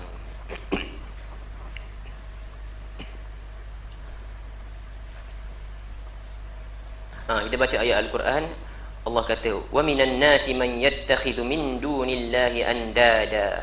Dan daripada kalangan manusia ada yang mengambil daripada selain Allah sebagai yang sama dengan Allah, sebagai sekutunya. Andada ni sekutu yang sama dengan Allah. Dia anggap orang lain ni sama dengan Allah. Yuhibbunahum kahubbillah. Apa yang mereka buat? Mereka menyayangi sekutu-sekutu tadi itu seperti mana mereka menyayangi Allah Subhanahu wa taala. Walladzina amanu ashaddu hubban lillah. Dan orang-orang yang beriman, mereka itu lebih-lebih menyayangi Allah Subhanahu wa taala daripada orang-orang lain. Maknanya kalau kita ni beriman, betul-betul iman, kita sayang pada siapa? Pada Allah melebihi orang lain. Kita kena sayang pada Allah melebihi orang lain. Di sini ada satu benda yang ini hadis, kan? Hadis. Takut tak ingat, sebab waktu kita ingat sesuatu hadis, sampaikanlah. Sebab kita tak tahu dah kita akan lalu pula tempat ni ke tak. Kita akan lalu pula tempat yang mana sesuai untuk kita sebutkan hadis ni ke tidak, kan? Macam tadi nak baca hadis pun duk main cakap situ cakap sini, hilang. Nasib baik sempat ingat balik tadi hadis yang Ibn Abbas tadi. Di sini pula ada hadis tentang halawatul iman. Kita bercakap sekarang tentang iman, kan akidah, beriman kepada Allah Subhanahu Wa Taala. Jadi kita nyatakan hadis. Kalau terlintas cakap, sampaikan, jangan sorokkan hadis Nabi Muhammad SAW kalau dia hadis yang sahih. Di sini Nabi mengatakan siapa yang akan mendapat kemanisan iman. Kita pelik, kita kata aku ni dah kaya kan, rumah ada aircon, kereta pun kaya, keretanya selesa dah kan, tapi kenapa aku rasa tak cukup, rasa macam kosong, kehidupan kita kosong. Kenapa? Sedangkan orang zaman dahulu dia hidup tak ada pun aircon ataupun makan makanan mewah, tak ada pun. Bagaimana mereka dapat merasai kemanisan iman?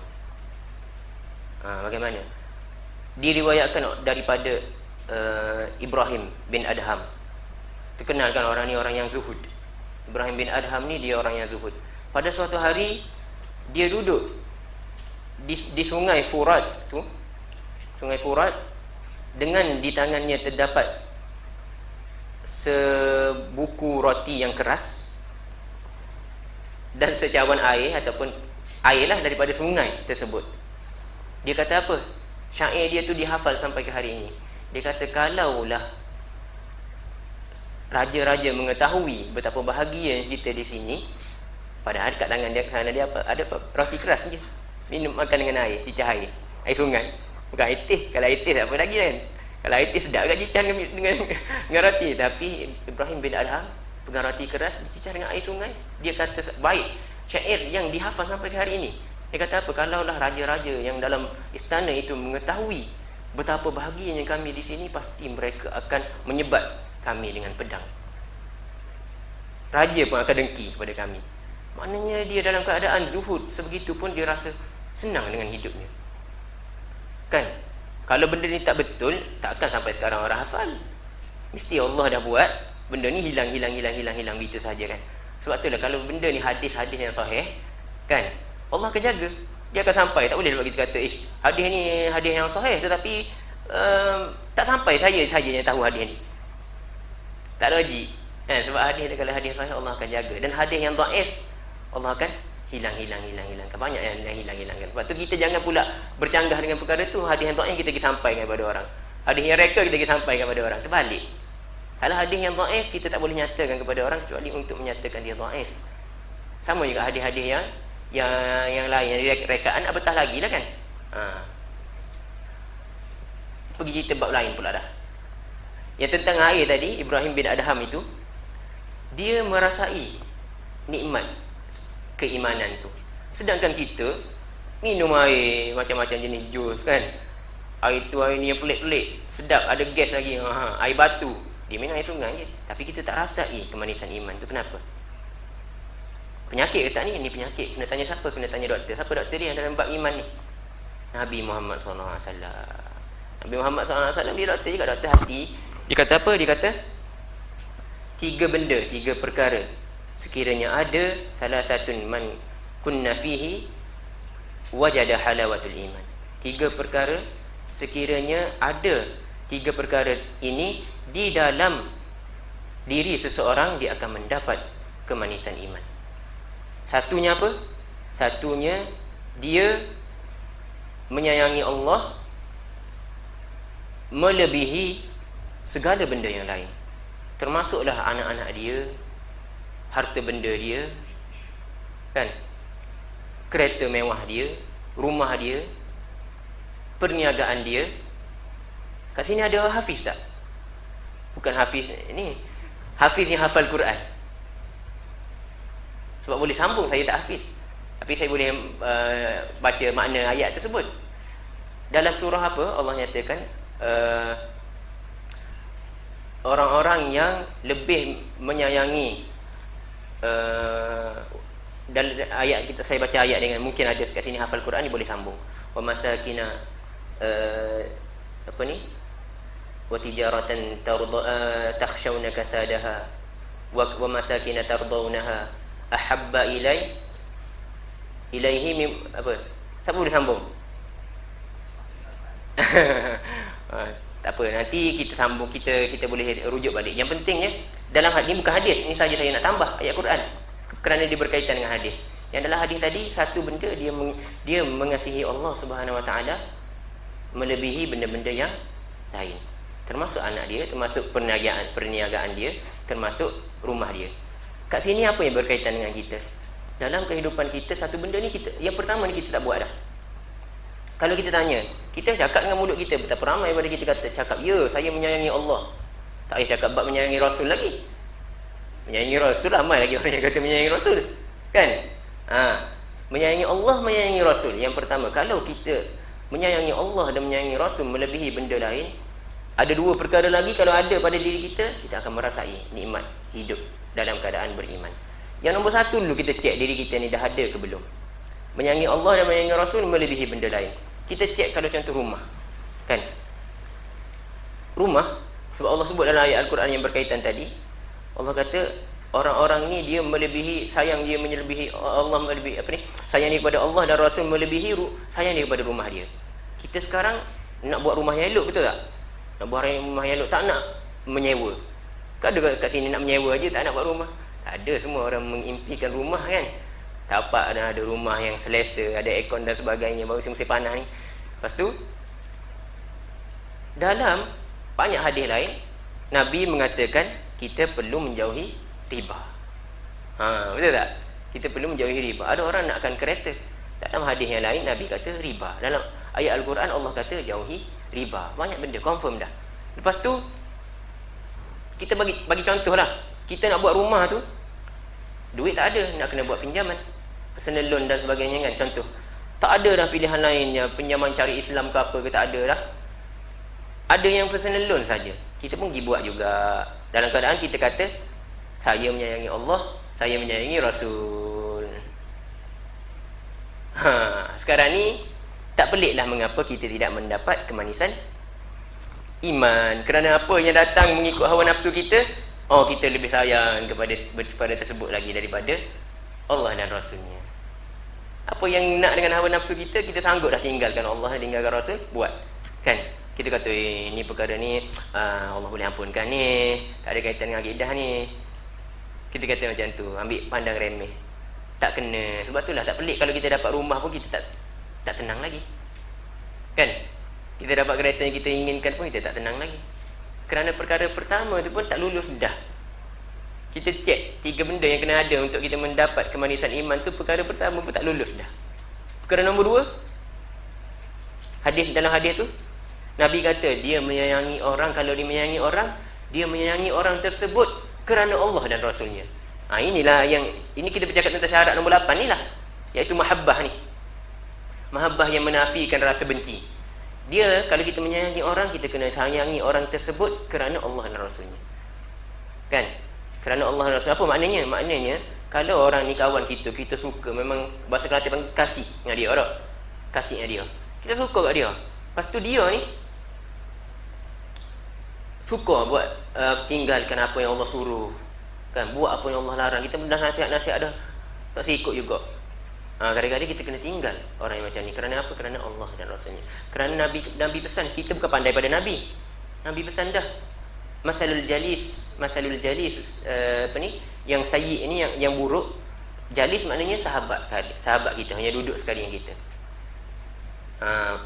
Perumpamaan orang yang duduk sekalian kita ni ibarat seperti satunya, kalau yang baik ibarat dia seperti orang yang meniaga minyak wangi, penjual minyak wangi. Kalau kita pergi tak beli pun kat kedai dia, kita keluar bau sedap, dia bagi test, bagi try. Betul tak? Minyak atar dia bagi test, bagi try. Kalau dia tak bagi test, tak bagi try pun, tak bagi hadiah pada kita pun, kita masuk ke kedai dia, bau apa? Dapat bau wangi, nyaman duduk dalam kedai dia. Itu seperti mana orang yang baik. Tapi kalau kawan kita tu yang buruk, Nabi kata perumpamaan orang yang buruk perangainya, kalau kita berkawan dengan dia seperti mana nafikhil kir. Nafikhil kir ni peniup. Dalam orang yang buat ni, buat kaca ni, dia tiup. Zaman dulu buat kaca, dia tiup. Kaca cair dia bakar kan, lepas tu dia tiup jadi gelembung. Macam tu. Nak bakar tu, dia main dengan ni, dengan kir tu. Bila dia main dengan tiup angin tu kan, keluar api, keluar percikan-percikan bara-bara api. Kalau tak kena badan dia pun bau busuk. Kalau kena badan terbakar. Kalau kena pakaian terbakar. Kalau tak kena pun bau busuk, api, asap dan sebagainya. Begitulah kalau kita berkawan dengan orang yang tak elok. Kadang-kadang kita kena tinggalkan kerana Allah. Kadang-kadang kita kena bencikan dia kerana dia ni mengarah kepada orang membuat perkara yang tak elok, mengarah kepada akidah yang salah. Kita benci bukan benci kerana dia melanggar Allah, kerana maksiat dia kepada Allah. Baru kena. Okey, yang ketiga pula. Yang ketiga pula, dia merasa benci untuk kembali kepada kufur seperti mana dia merasa benci akan dilemparkan ke dalam api neraka. Kat sini ada banyak pengajaran kita dapat ambil. Satu, apabila kita sedang mengkaji akidah ni, mempelajari pelajaran akidah, pelajaran syahadah, dalam hadis ni kita boleh ambil iktibar bahawasanya orang yang mengatakan la ilaha illallah itu boleh terbatal. Kerana dalam hadis tadi Nabi kata dia ini benci dilemparkan kembali ataupun kembali kepada kufur. Maknanya keluar daripada syahadah, kan? Dia benci terkeluar daripada syahadah seperti mana dia benci akan dilemparkan ke dalam api neraka. Sebab tu kena hati-hati. Dosa yang paling Allah tak ampun, dosa yang paling besar yang Allah tak ampun ialah dosa syirik.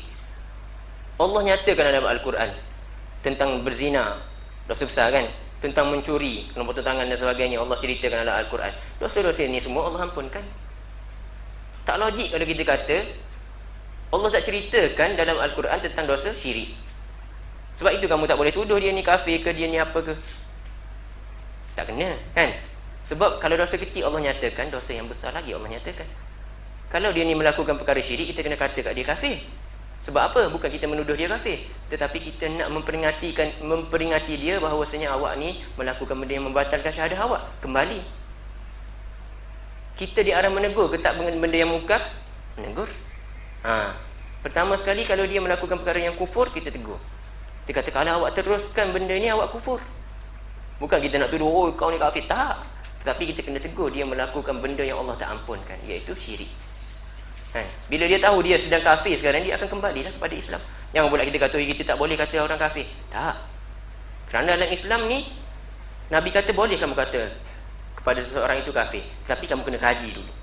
Kerana kalau kamu mengatakan kepada seseorang itu kafir sedangkan dia tidak kafir, kembali tuduhan itu kepada kamu. Jelas tak? Maknanya boleh kita nak kata kalau betul dah orang ni kafir dengan adillah-adillahnya, dengan dalil-dalilnya dalam Al-Quran, betul dah orang ni kafir, kita kena kata kat dia sebagai peringatan kepada dia supaya dia kembali. Jelas tak? Kerana boleh terbatal. Banyak dah hadis yang saya baca tadi, semuanya boleh membatalkan syahadah kita. Boleh faham kat sini Alhamdulillah. Okey, jelas dah tu kalau macam tu. Syarat yang keberapa tadi? Syarat kelima baru. Syarat kelima baru. Syarat yang keenam pula. Syarat yang keenam ialah al-inqiyad al-munafi lit-tark. Al-inqiyad ni maknanya kita taat patuh. Kita ikat diri kita betul-betul. Kalau Allah cakap macam itulah kita buat. Kalau Nabi cakap macam itulah kita buat. Kerana kita dah mengaku dah Allah itu Tuhan, Nabi itu Rasul. Kita kena buat betul-betul. Kita patuh, tak boleh tinggal. Al-imtithal li awamirihi. Kita lakukan segala arahan yang Allah suruh. Itu termasuk dalam syarat-syarat akidah juga. Tak boleh kita buat separuh, kita tinggalkan separuh. Selagi mana ada benda yang kita tinggalkan, maknanya syarat yang keenam ni tidak ada lagi, iaitu syarat taat dan patuh ni, kan? Taat dan patuh ni. Okey, syarat yang ketujuh pula. Syarat yang ketujuh adalah menerima lawan dia menolak menerima. Terimalah segala-galanya yang Allah suruh, terimalah segala-galanya yang Rasul suruh, yang Rasul telah sampaikan kepada kita. Tidak boleh kita memandai sendiri. Kita tolak yang Nabi ajar, kita buat yang kita sendiri. Itu bahaya dia. Kalau kita tolak yang Nabi ajar, maknanya kita tidak qabul, tak ada penerimaan. Kita tolak yang Nabi ajar, kita kata ya ada yang lagi cantik daripada ni, kita buat yang ni. Kita kata yang tu pada zaman Nabi aja, pada zaman ni ini yang lebih baik. Boleh tak macam tu? Tak boleh. Dan benda ni dosa besar ke tak? Dosa besar, berkaitan dengan akidah. Kad kita tadi tak cukup syarat untuk kita activate. Tak sah digunakan di akhirat kad kredit la ilaha illallah tu. Jelas Saya bagi perumpamaan supaya boleh faham. Dan benda ni hadis dikenali sebagai hadis bitaqah, Nabi sebut sendiri kan. Okey, jadi bahaya. Kita anggap ada sesuatu yang lebih elok daripada ajaran Nabi Muhammad SAW berdasarkan pemahaman kita sendiri, bahaya. Ini syarat yang ke-8 tak cukup. Syarat yang ke-7 tak cukup, iaitu menerima dengan sepenuhnya. Menerima dengan sepenuh hati. Tidak ada ubah suai dan sebagainya. Kita kena terima. Allah bercerita tentang kaum musyrikin di Mekah. Mereka tidak mahu menerima ajaran Nabi. Allah kata, innahum kanu idza qila lahum la ilaha illallah yastakbirun. Sesungguhnya mereka sekiranya dicakapkan kepada mereka tiada Tuhan selain Allah, mereka besar diri, mereka tidak mahu menerima. Orang yang tak terima ni sama dengan kaum musyrik. Tak terima pun dah kira musyrik dah. Awak kata, tak. Orang baca Al-Quran pada awak kata, tak. Orang baca sahih pada awak kata, tak. Maknanya awak menolak. Menolak ni membatalkan syahadah ke tak? Membatalkan syahadah. Syahadah awak tak cukup syarat. Syarat penerimaan tu tidak ada. Maknanya syahadah awak tidak sah lagi. Tegur dia, awak melakukan perkara yang syirik. Tegur dia, awak sedang membatalkan syahadah awak. Perbarui syahadah awak, dah bertaubat, kembali daripada apa yang awak lakukan ni.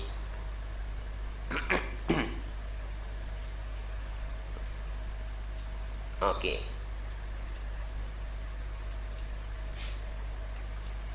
Jelas kan? Lepas tu kaum musyrik kata apa lagi? Dia kata yaquluna inna latariku alihatina li sya'irin majnun. Adakah kami nak tinggalkan Tuhan-Tuhan kami yang telah lama disembah oleh tok nenek kami ni hanya kerana seorang pensyair yang gila? Orang kafir kata macam tu. Kita zaman sekarang ni banyak tak berlaku? Memang tak ada kata macam tu, tetapi apabila kita sampaikan hadis, sampaikan sunnah, orang-orang tak nak dengar. Dia kata, ni amalan yang dah dibuat lama dah ni. Kan? Amalan tok nenek saya ni, tok guru saya ajar ni. Kemudian kamu datang belajar sekejap, datang bawa hadis ni yang bercanggah dengan amalan tok nenek kami ni. Adakah kamu nak suruh kami tinggal amalan tok nenek kami hanya kerana hadis yang kamu bawa? Berlaku tak pada zaman kita? Banyak berlaku. Nampak? Sama dah berlaku pada zaman Nabi, cuma kita baca Al-Quran kita tak faham.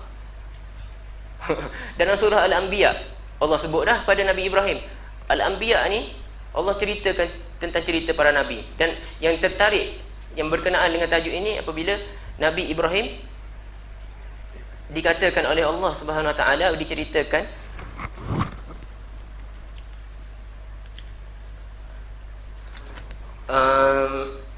di CV 4746 Maizi, minta alih kereta, ada orang nak keluar, ada orang nak tubik. Di CV 4746 kereta Maizi, ada orang nak tubik. Jadi dalam surah Al-Anbiya ini Allah cerita tentang perihal Nabi Ibrahim. Nabi Ibrahim dia marah. Dia kata apa? Dia kata, wahai orang kampung, wahai orang-orang umat kaumku, janganlah kamu menyembah ni. Kamu menyembah berhala. Apa yang kamu buat ni? Menyembah berhala kan? Orang-orang kampung ni jawab apa? Dia jawab, kami tengok tok nenek kami duk buat benda ni. Kami tengok tok nenek kami duk buat benda ni. Itu hujah dia. Kalau kita zaman sekarang ini mengatakan, salah hadis yang kamu bawa ni. Sebab apa? Sebab ni ulama-ulama silam duk bawa ni. Ulama tok guru ni yang kita gelar tok guru tu kan, duk bawa ni, kita disangkal hadis kerana mereka ni mengamalkan. Mereka bukan hujah. Mereka mungkin tersalah. Kan? Kalau mereka mujtahid, kesalahan mereka Allah bagi satu pahala. Tetapi masalahnya nak dapat istilah mujtahid ni payah. Ada kriteria dan syarat-syarat dia. Pertama sekali, fahami bahasa Arab dan selok beloknya. Tahu usul fiqh. Kerana usul fiqh itu tidak dapat difahami kecuali dengan bahasa Arab. Kita kena tahu mana satu muqayyad, mana satu mursal, mana satu am, mana satu khas. Ini istilah-istilah yang tidak akan difahami kecuali dengan fahamnya kita kepada bahasa Arab. Jadi susah kalau kita kata kita ni dah mujtahid, mampu mengistimbat ahkam, hukum-hukum fiqh daripada Al-Quran dan hadis, sedangkan kita tidak mengetahui bahasa Arab. Kalau kita setakat belajar daripada buku-buku Jawi, tak boleh. Kalau kita mengatakan kepada orang yang menyampaikan hadis kepada kita, kamu ni bawa hadis yang salah, kami tak boleh tinggalkan apa yang Tok Guru kami ajar selama ini, samalah kita seperti kaum musyrik kata kepada Nabi Muhammad. Dan samalah juga kepada orang kampung kata kepada Nabi apa? Nabi Ibrahim dalam surah Al-Anbiya dan banyak lagi surah-surah yang lain. Allah ceritakan dalam Al-Quran. Sepatutnya kalau kita fahami Al-Quran, jadi isu tak pada kita? Tak jadi isu dah. Tapi nak faham Al-Quran, kena faham bahasa Arab kan? Sebab tu tak boleh perlekeh lah. Bahasa Arab ni tak boleh perlekeh. Kalau kita nak tahu agama, kita tak boleh perlekeh bahasa Arab. Kita ambil satu lagi syarat yang terakhir, iaitu syarat yang ke-8, kufur kepada apa yang disembah melainkan Allah. Ini pun kena ada. Kita tak boleh cakap ya Allah itu Tuhan, kemudian pada waktu yang sama kita pun kata juga, oh ada satu Tuhan ni, aku tengok Tuhan orang kafir lah ni, aku tengok macam betul lah. Kita kata macam tu, sah ke tak syahadah kita? Kalau kita kata macam tu, tak sah. Jadi kita kena kufur dengan segala berhala dan tuhan-tuhan yang dipercayai oleh orang lain. Termasuklah siapa dia? Nabi Isa. Siapa Nabi Isa ni? Nabi Isa dianggap Tuhan oleh orang Kristian, betul tak? Kita sembah Allah, tetapi kita menyambut Christmas. Kita beli pakaian Christmas untuk anak kita. Berlaku tak pada negara kita? Berlaku. Kalau kita baca ayat Al-Quran, kita faham, kita takut. Kerana Allah sebut dalam ayat Al-Quran, kalau mereka tidak berhenti melakukan perkara tersebut, sebelum tu Allah cerita, Allah ni tidak ada anak, Allah ni tidak tu, tidak ni. Mereka mendakwa Nabi Isa sebagai anak, betul tak? Allah kata kalau mereka tidak berhenti melakukan perkara tersebut, maknanya Allah benci sangat pada perkara syirik kepada dia ni. Sebab tu dia kata dia tak ampun kan? Ini mengangkat Nabi Isa sama taraf dengan Tuhan. Allah marah, Allah kata, kalau kamu tak berhenti, pasti aku akan timpakan azab ke atas kamu, balasan ke atas kamu. Kita dah percaya kepada Allah, tetapi dalam waktu yang sama kita tidak kufur. Kita sangka kita dah kufur dah, tapi kita sambut juga Christmas. Kita sambut juga Christmas. Christmas ni hari kelahiran Nabi Isa ke hari kematian dia, tak tahulah. Yang penting dia orang menganggap Nabi Isa tu Tuhan, sebab tu dia sambut. Kita kalau kita sambut juga, seolah-olah kita menyokong pandangan mereka yang menganggap Nabi Isa itu Tuhan. Sebab itulah kita duk lakukan perkara syirik tanpa kita sedar, kerana kita tidak mempelajari. Jelas ada kan? Kalau kita pelajari, kita takut. Kita rasa takut untuk melakukan perkara ini, kerana dia berkaitan dengan satu benda yang kita tidak akan dapat masuk ke syurga melainkan dengan perkara tersebut, iaitu kunci dia. Apa kunci dia? La ilaha illallah. Jelas sebab tu kena jaga. 8 syarat tadi telah dinyatakan. Jadi kita berhenti setakat di sini sahaja dulu untuk hari ini. Kita sambung pula pada hari yang lain, kerana hari lain insya-Allah kita sambung sampai pukul 7. Tapi hari ini kerana ada sedikit hal yang lain, saya perlu pulang awal. Jadi jazakumullah khairan katsiran. Subhanakallahumma wa bihamdika nashhadu an la ilaha illa anta nastaghfiruka wa natubu ilaik. Allahumma inna nastaudi'uka ma 'allamtana fardudhu ilaina 'inda hajatina ilaihi wa la tunsina iyyahu ya rabbal alamin. Ya Allah, ya Tuhan kami serahkan segala ilmu yang telah Engkau ajarkan kepada kami di sisimu ya Allah, maka kembalikanlah ia kepada kami ketika kami memerlukannya, dan jangan Engkau lupakan kami terhadapnya wahai Tuhan sekalian alam. Wa sallallahu ala nabiyyina Muhammadin wa ala alihi wa ashabihi ajma'in. Subhana rabbika rabbil izzati amma yasifun, wassalamun alal mursalin walhamdulillahi rabbil alamin.